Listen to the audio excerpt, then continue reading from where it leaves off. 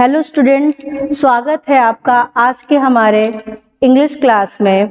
तो आज हम लोग ग्रामर का नरेशन देखेंगे और जानेंगे कि कैसे क्या है इसके बारे में। तो आइए शुरू करते हैं। सबसे पहले डिफिनीशन जान लेते हैं कि नरेशन है क्या। तो नरेशन का अर्थ है कथन या वर्णन जिसका प्रयोग किसी व्यक्ति द्वारा कहे गए शब्दों को उनके प्रत्यक्ष या अप्रत्यक्ष रूप से प्रस्तुत करने के लिए किया जाता है। बात समझ में आई? कथन या वर्णन वक्ता द्वारा कही गई किसी भी बात को हम, या अगर हमें एक फॉर्मल सा अगर हमें एक डिफिनेशन देखना हो तो वक्ता द्वारा कही गई किसी भी बात को कथन कहते हैं। कुछ भी हमने कहा वो कथन है। अब वो प्रत्यक्ष हो सकता है, इट मीन्स कि डायरेक्ट हो सकता है, या फिर इनडायरेक्ट भी हो सकता है। अब उसी नरेशन के दो भाग है या दो प्रकार है हमारे पास। पहला है डायरेक्ट नरेशन, जैसा कि अभी हमने प्रत्यक्ष या अप्रत्यक्ष का बात किया था। तो प्रत्यक्ष कथन और दूसरा है इनडायरेक्ट नरेशन, अप्रत्यक्ष कथन। तो जान लेते हैं कि डायरेक्ट नरेशन क्या है। तो जब वक्ता द्वारा कही गई बात को हम उसी के शब्दों में कह देते हैं। वक्ता कुछ कहता है और हम उसको अपने वे में न लेकर उसी के शब्दों में, जैसा उसने बताया है बिल्कुल समान उतने ही शब्दों में कह देते हैं, किसी दूसरे से बता देते हैं। तो इस क्रिया को ही डायरेक्ट नरेशन कहते हैं या प्रत्यक्ष कथन कहते हैं। हमें कुछ भी अपना इनपुट उसमें नहीं देना है, जैसा हमने वक्ता द्वारा सुना है बिल्कुल उतने ही शब्दों में हम किसी को कहते हैं, उसको ही डायरेक्ट नरेशन कहते हैं। जैसा कि हमारे पास एग्जाम्पल भी है, रीमा सेड टू मानव। रीमा ने मानव से कहा, क्या कहा है? He is going to Mumbai today. तो रीमा ने मानव से कहा है he is going to Mumbai today. अब कोई है, ठीक है, और ये जो थर्ड पर्सन है जिनके बारे में बात की जाती है, तो रीमा ने मानव को बताया है कि वह आज मुंबई जा रहा है। ठीक है, तो जैसा उन्होंने बताया है वैसा ही अगले को बता दिया गया है। आइए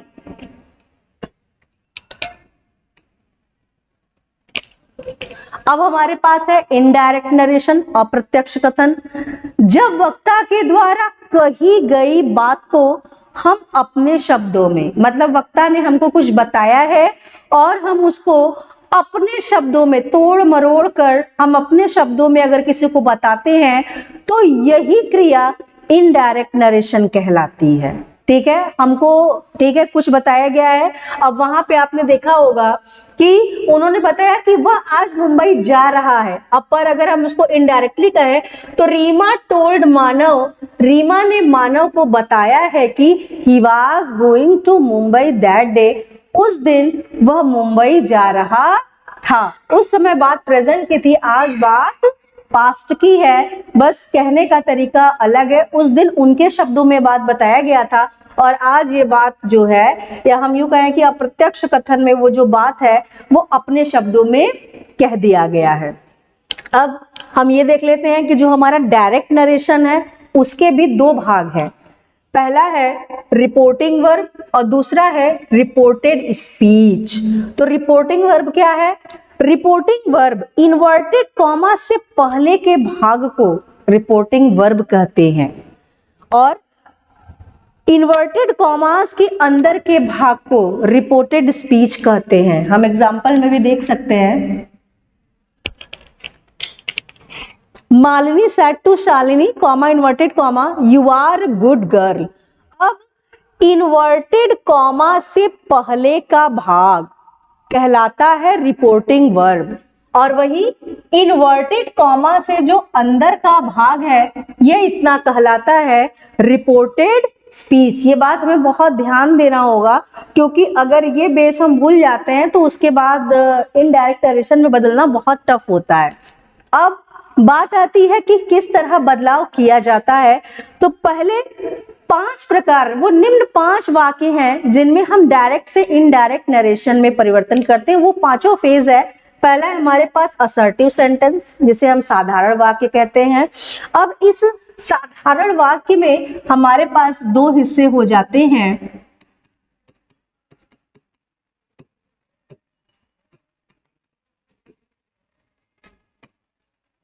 अफर्मेटिव सेंटेंस और दूसरा निगेटिव सेंटेंस, जिसे हम स्वीकारात्मक या सकारात्मक, और दूसरा जो निगेटिव सेंटेंस है उसे नकारात्मक वाक्य कहते हैं। तो हमको असर्टिव सेंटेंस में ये दोनों तरीके के वाक्य देखने मिलेंगे। उसके बाद हमारे पास इंट्रोगेटिव सेंटेंस, और उसके बाद है इम्परेटिव सेंटेंस, आज्ञा सूचक वाक्य, फिर ऑप्टेटिव सेंटेंस, इच्छा सूचक वाक्य, उसके बाद एक्सक्लेमेटरी सेंटेंस, विस्मय प्रकट करने वाले वाक्य। इन पांचों के अलग अलग हिस्से हैं और उनमें हमको अलग नियमों के साथ डायरेक्ट से इनडायरेक्ट नरेशन में बदलाव करना हमको सीखना है। तो आ जाइए, अब दूसरा फेज हमारे पास आता है कि टेंस चेंज का नियम, कि टेंस का परिवर्तन नियम क्या है। जितना भी प्रेजेंट वाला हिस्सा होता है, जैसे present indefinite tense, present continuous tense, present perfect tense या प्रेजेंट परफेक्ट कंटीन्यूअस टेंस, वो अपने ही हिस्से के पास्ट में बदल दिया जाता है। जैसे present indefinite tense change into past indefinite, same as present continuous change into past continuous, वैसे ही परफेक्ट को आप देख पा रहे हैं कि वो पास्ट परफेक्ट में, और present perfect continuous tense change into past perfect continuous tense.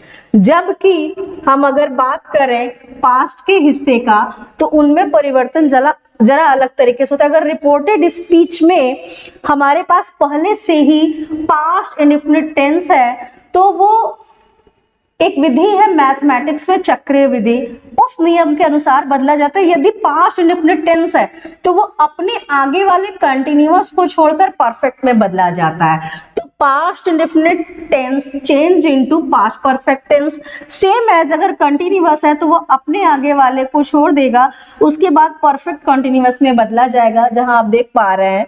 फिर उसके बाद पास्ट परफेक्ट, अब आगे छोड़कर आगे बदलने को कुछ भी नहीं है, तो वो जिस टेंस में है उसमें ही रह जाएगा। तो आप देख पा रहे हैं कि वो नो चेंज है, और same as past perfect continuous tense भी नो चेंज, वो जिस टेंस में है वो उसी में रह जाएगा।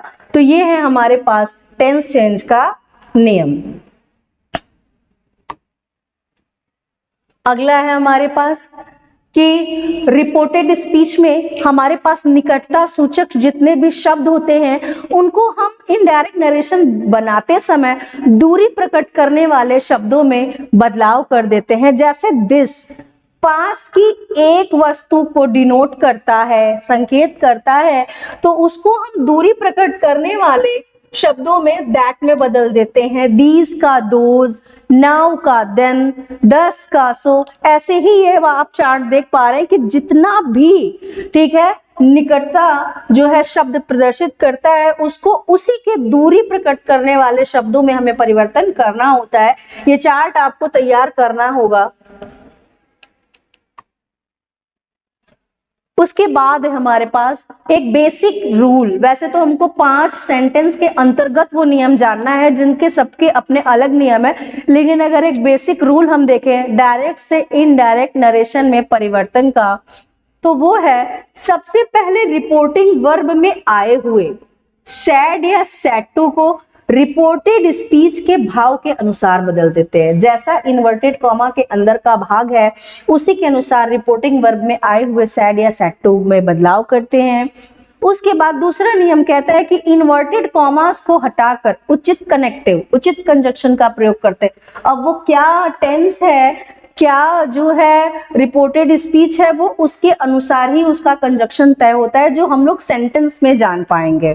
उसके बाद है रिपोर्टेड स्पीच में आए हुए पर्सन, टेंस तथा निकटता सूचक शब्दों को नियम के अनुसार बदलते हैं। टेंस का नियम आपने देख लिया, निकटता सूचक शब्दों में परिवर्तन का नियम आपने देख लिया है कि किस हिसाब से बदलना है। पर्सन का नियम हम लोग आगे पढ़ लेंगे और इसमें बदलाव करना होता है। तो हमारा पहला सेंटेंस है असर्टिव सेंटेंस। अब इस असर्टिव के अंदर हम देखते हैं कि इसमें रिपोर्टेड स्पीच से इन्वर्टेड कॉमा के अंदर का भाग जिसे हम कहते हैं, उसके अंदर अफर्मेटिव सेंटेंस मतलब सकारात्मक या स्वीकारात्मक, या फिर निगेटिव सेंटेंस नकारात्मक वाक्य का भाव प्रकट होता है रिपोर्टिंग वर्ब में आए हुए। अब अगर हमने इतना देख लिया कि हाँ कोई सकारात्मक वाक्य है, अफर्मेटिव सेंटेंस है या निगेटिव सेंटेंस है, तो अब हम सीधे सीधे रिपोर्टिंग वर्ब की तरफ आएंगे इन्वर्टेड कॉमा से पहले के भाग में, और हम देखेंगे कि अगर ये इतना मतलब से हो तो उसको से ही रहने देंगे, सेज है तो सेज ही रहने देंगे, अगर से टू मिला तो उसे हम टेल में बदलेंगे, अगर सेज टू मिला तो टेल्स कर देंगे, सैड है तो वो सैड ही रह जाएगा, और अगर सैड टू है तो उसे हम टोल्ड में बदल देंगे। अब उसके बाद इन्वर्टेड कॉमास को हटाकर कनेक्टिव दैट का प्रयोग करते हैं। तो अब हमको असर्टिव सेंटेंस में जो हमको उचित कनेक्टिव मिलता है वो है हमारा कनेक्टिव दैट। जब रिपोर्टिंग वर्ब का टेंस प्रेजेंट या फ्यूचर में हो तो रिपोर्टेड स्पीच के टेंस को नहीं बदलते हैं। इन्वर्टेड कॉमा से पहले का भाग जिसे हम रिपोर्टिंग वर्ब कह रहे हैं, हम उसके टेंस की बात कर रहे हैं। रिपोर्टेड स्पीच के टेंस का तो नियम आप जान चुके हैं। यदि उसका टेंस रिपोर्टिंग वर्ब का टेंस प्रेजेंट में हो या फिर फ्यूचर में हो तो रिपोर्टेड स्पीच का टेंस जिसके लिए हमने नियम जान रखा है उसके टेंस में कोई परिवर्तन नहीं करते हैं। आइए कुछ एग्जाम्पल हम देख लेते हैं।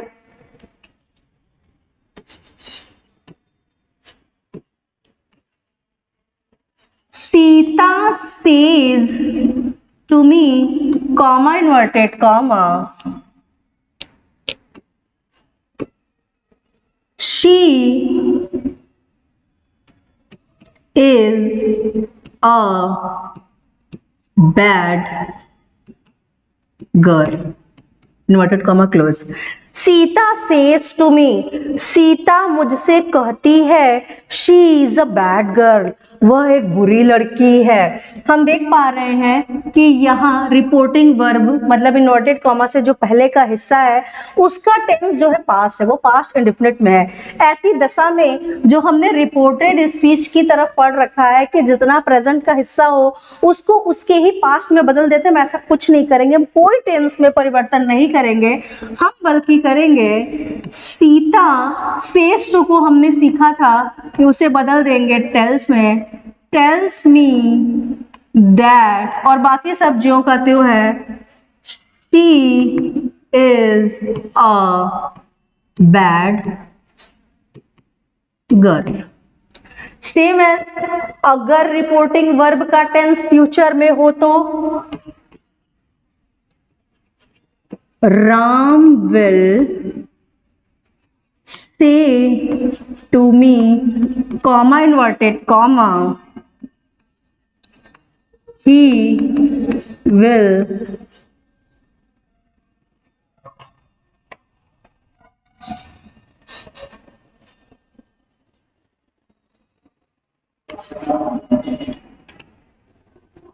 he did not do his homework, full stop, inverted comma close।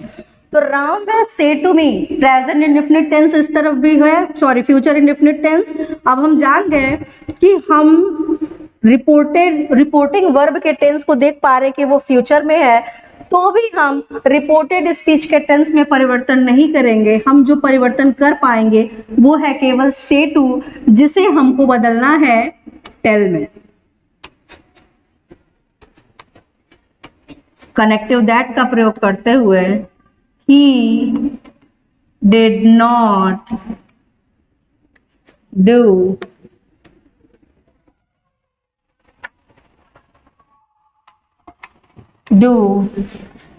his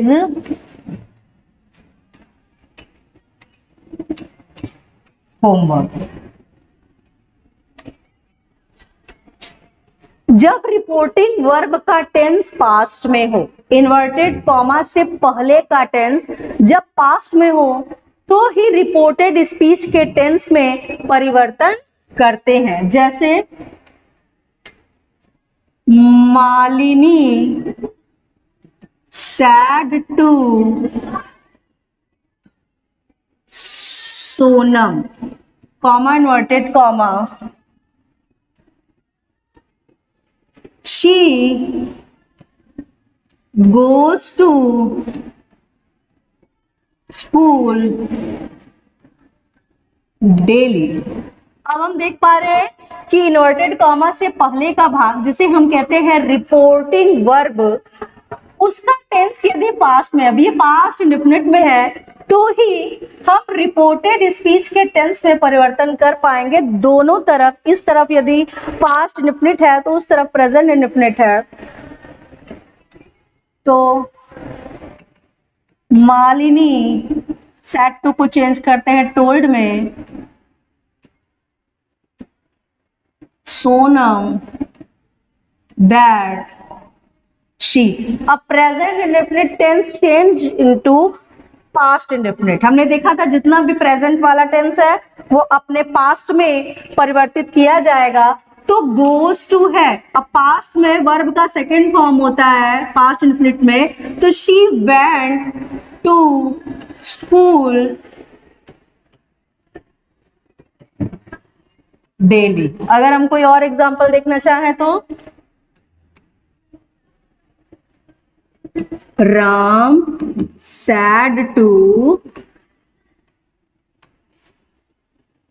Shyam, comma inverted comma, he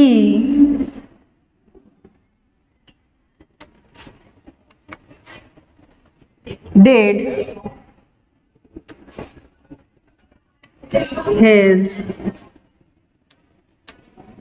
homework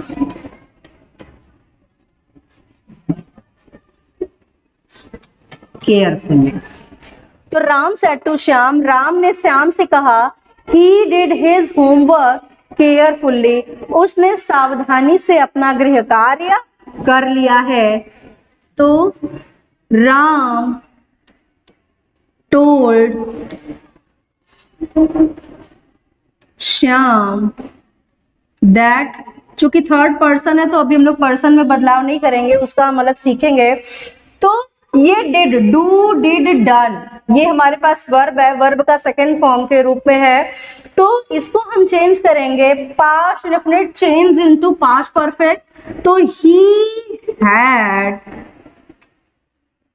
done his homework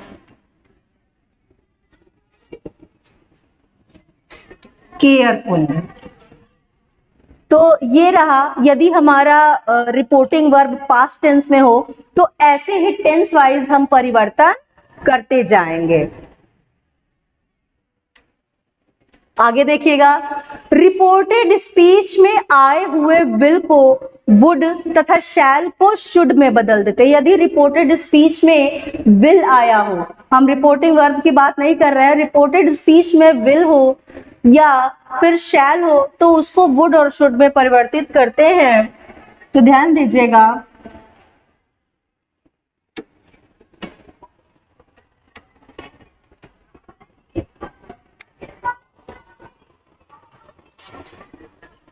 he said to me, comma inverted comma, he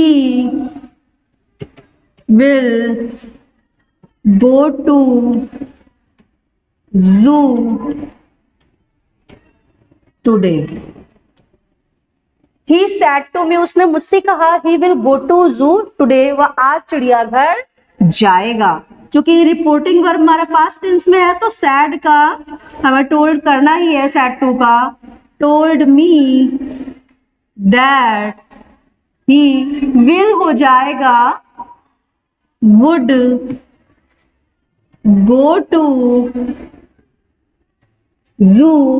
अब टुडे हमारा निकटता सूचक शब्द जिसको हम दूरी प्रकट करने वाले शब्द में बदलकर दैट डे कर देंगे। और अगर हम बात करें शैल की आई सैड टू रवि, मैंने रवि से कहा।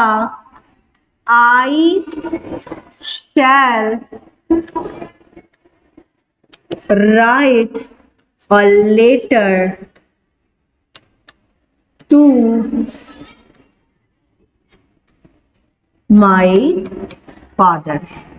तो मैंने रवि से कहा मैं अपने पिता को एक पत्र लिखूंगी। आई टोल्ड रवि दैट, चूंकि आई हमारा फर्स्ट पर्सन का सब्जेक्ट है जिसको हमको चेंज करना होगा रिपोर्टिंग वर्ब के सब्जेक्ट से, दोनों ही आई है तो अभी यहाँ पर्सन चेंज का कोई मतलब नहीं है, तो आई शैल बन जाता है should write a letter to my. एक पॉजिटिव केस है जो सब्जेक्ट के अनुसार ही होना चाहिए, क्योंकि सब्जेक्ट अभी हमारा परिवर्तित नहीं है, तो my father.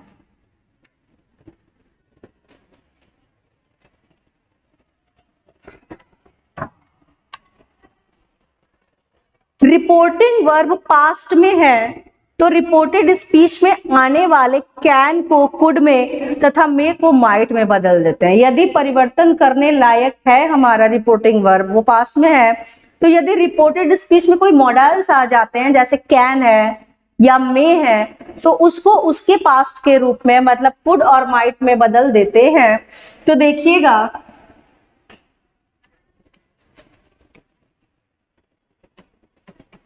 he said to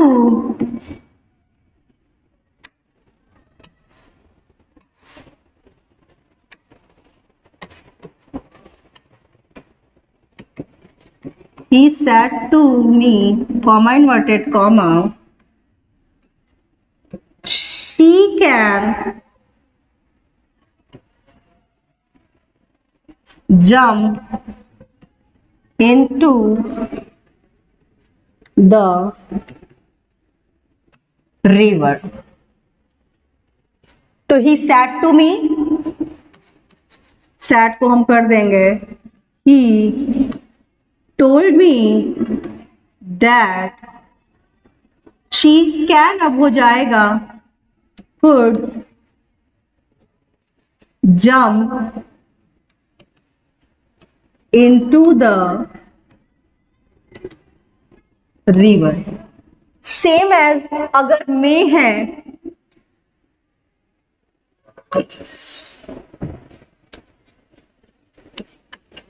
Sheila said, comma inverted comma, she may go now, inverted comma close। Sheela said, Sheela ने कहा शी में गोना, वह अब जा सकती है, तो शीला सैड, चूंकि सैड है तो उसे सैड में ही रहने देते हैं, स्टार्ट में हम पढ़ चुके हैं, तो कॉमा इन्वर्टेड कॉमा हटा, दैट शी में हो जाएगा माइट गो और नाउ को कर देते हैं देन। तो ये इतना बेसिक रूल है अभी जिसको हमने जाना है, और आपको एक टेंस बनाने के लिए, एक सेंटेंस बनाने के लिए, उसे इनडायरेक्ट स्पीच में बदलने के लिए पहले काफी नियमों को याद करने की आवश्यकता है। जब आप उसे थ्रोली बिल्कुल याद कर लेते हैं उसके बाद ही उस प्रोसेस में हम आगे बढ़ पाएंगे। तो आज के लिए इतना ही। इसके आगे अभी हम लोग देखेंगे कि कुछ ऐसे भी चीजें हैं जो कि रिपोर्टिंग वर्ब में पास्ट टेंस होने पर भी हम उसमें परिवर्तन नहीं करते। वो स्थितियां क्या है उसे हम अगले क्लास में जानेंगे। Thank you.